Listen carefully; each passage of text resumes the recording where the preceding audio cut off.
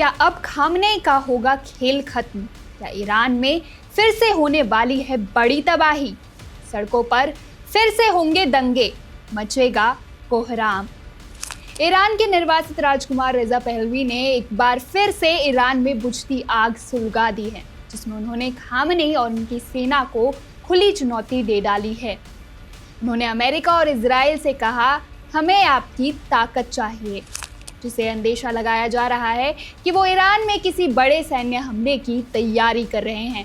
उन्होंने खामनेई पर वार करते हुए ईरान के लोगों से क्या कुछ अपील की, आइए आपको सुनाते हैं। मेरा संबोधन अली खामेनेई को है, जो ईरान के कब्जा करने वाले शासन के नेता हैं। तुम एक ईरान विरोधी अपराधी हो। न तुम्हें शराफत है न इंसानियत। तुम्हारे हाथ हजारों ईरानियों के खून से सने हैं, बच्चों, युवाओं और निर्दोषों के खून के लिए।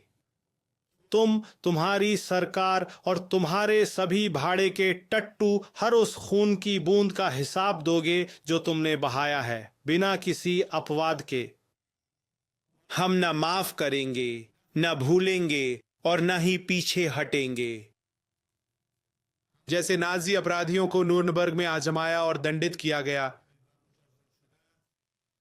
तुम और तुम्हारे साथियों पर भी मुकदमा और सजा होगी।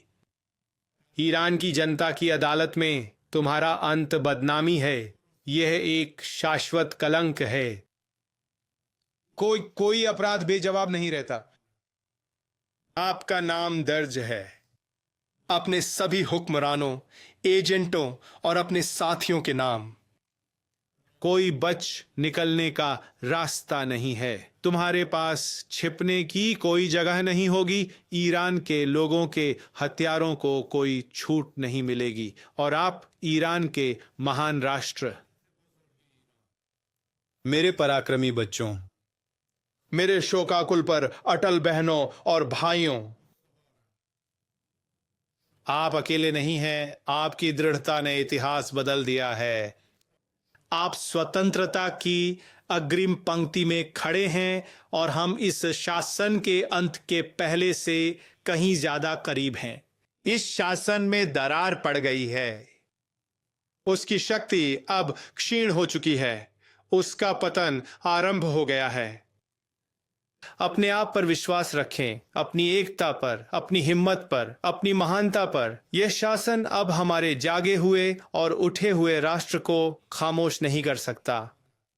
वह ईरान पर डर को हावी नहीं कर सकता। यह शासन आपसे और आपकी शक्ति से डरता है। हम अपने दुख को निराशा में नहीं बदलने देंगे।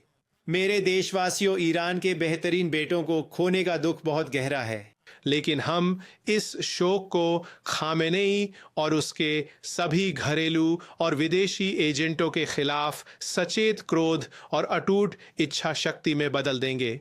तैयार रहें। सड़क पर लौटने का समय आ जाएगा, और भी व्यापक, और भी शक्तिशाली, पहले से कहीं ज्यादा संकल्पित। तेहरान को जीतने के लिए, ईरान को वापस पाने के लिए, इस लड़ाई को अंतिम जीत तक जारी रखना सिर्फ एक राष्ट्रीय कर्तव्य नहीं है, बल्कि आजादी के शहीदों और उनके पवित्र खून से किया गया एक वादा है। उनके नाम नहीं भूले जाएंगे, न इतिहास में, न राष्ट्रीय स्मृति में, न हमारे दिलों में। वह दिन अब ज्यादा दूर नहीं है जिस दिन हम साथ मिलकर ईरान को वापस लेने का जश्न मनाएंगे और गर्व से कहेंगे, हम डटे रहे, लड़े और जीते। ईरान जिंदाबाद। Subscribe to One India and never miss an update. Download the One India app now.